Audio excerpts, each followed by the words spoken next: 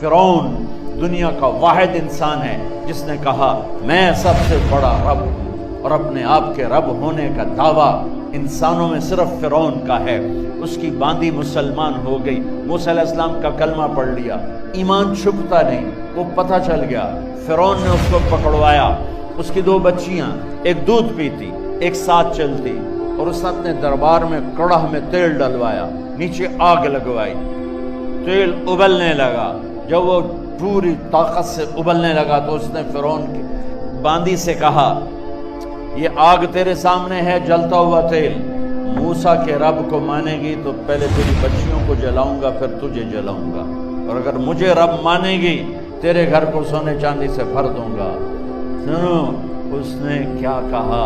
وہ کہنے لگی فرعون یہ تو میری 2 ہیں، میری 100 ہوتی تو اللہ کے نام پہ آج